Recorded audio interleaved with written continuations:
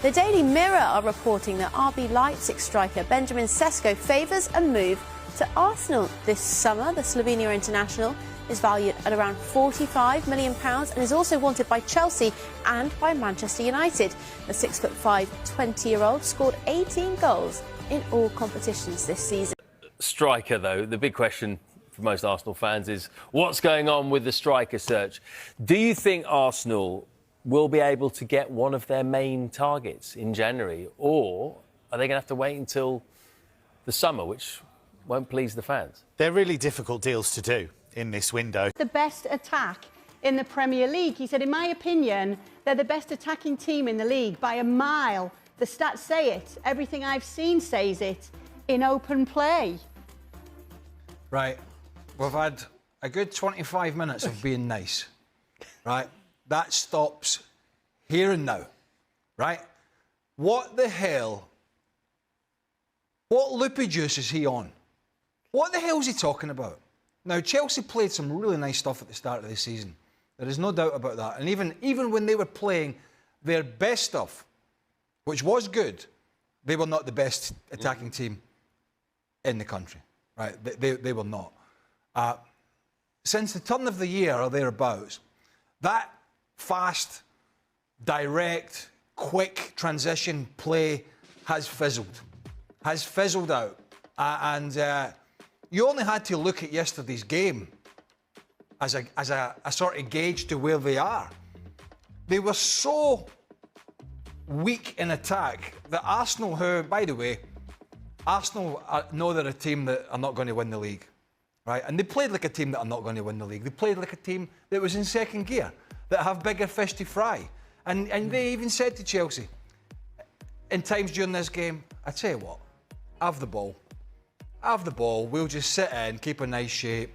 And Chelsea did absolutely diddly squat with it. Arsenal won this game without breaking any kind of sweat. But this is, I don't know where he gets this stuff from. I don't know, where managers come up with this guff, because it is. It's just ridiculous. Mario, would you like to defend your former team here and their attack and see if you can find anything in Arteta's comments?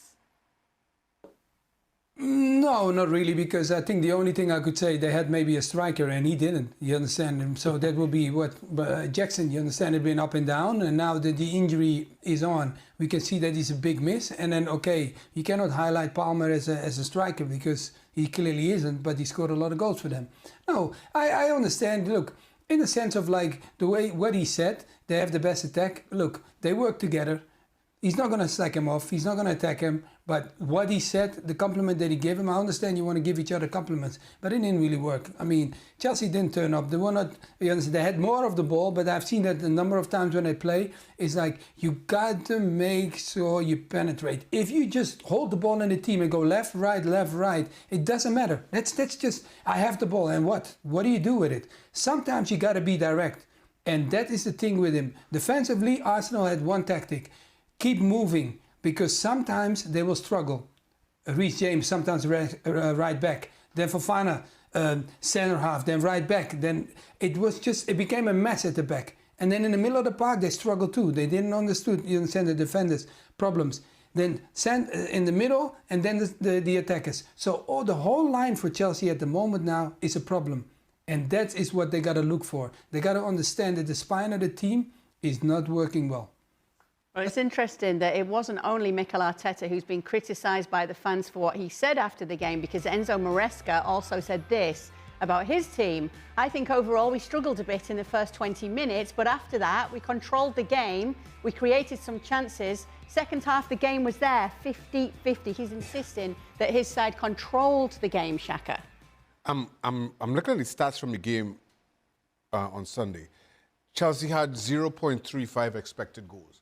Now, make what you like of expected goals as a stat, but if you have 0.35 and you control the game for 70 minutes, I'm not sure how to explain what we all witnessed. Yeah. Listen, the only chance I can remember, and if you want to call it that, only moment of concern that Chelsea kind of forced on Arsenal was a David Raya mistake. where the ball just skirted, for some reason, was Yeah. straight at him, and he let it through his hands and clipped off his ankle and went wide. Other than that, I can't think of Chelsea really troubling Arsenal. So it makes these statements from both managers all the more confusing, which can only lead me to believe that there's a lot going on behind the scenes with Chelsea, which for starters, I don't understand why, because kind of given where they had been over previous seasons and how good we'd seen Chelsea in the first half of this season, I would not have thought in a month of Sundays that Maresca would have been in any kind of trouble.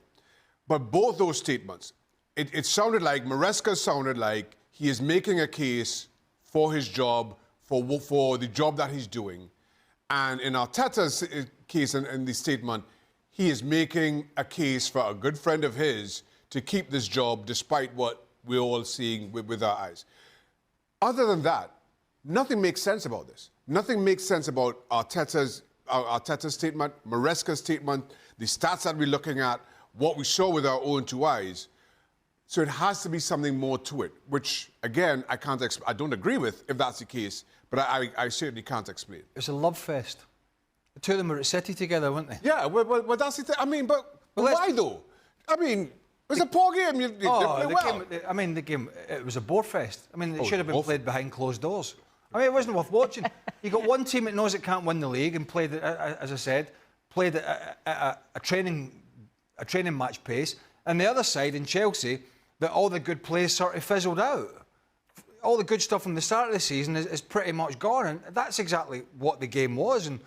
And yet Arsenal still managed to turn up with their pyjamas on and take an easy 3 points off this Chelsea side. So none of it sort of makes sense. But next year comes around, if they beef this squad up in the summer, which I think they will, particularly up front, if they're faltering next year, we're going to get to the point where we're not looking at the squad, we're looking at the manager. And that's something he's going to have to fix quick, because people will start saying, well, he can't get us over the line. Well, he can't get us to there and he can't get us to there. And, you know, other managers have. Not at Arsenal since Wenger, but other managers at other clubs, like Arne Slot, like managers at Chelsea, like managers at City. And it's going to come round fast to him. So he can come out with all this stuff he wants and all this sort of statistical nonsense. At the end of the day, he's probably going to have at least another season to sort this out. And if he doesn't, he could be the next manager on the hot seat, because he's had quite a few years now, Mr. Arteta, and it is really time. And they've spent a lot of money. And it is time, I think, for them really, really to take it to the next level. And he's got to be the man to do that, otherwise he'll be out. Yeah, well, speak. Mikel Merino, set-piece goal, first one this year when, you know, everyone was talking that they weren't there. I said today, it almost feels like for Arsenal, the set pieces is like getting an injured player back. Once those start going in, it gives you a little bit of belief.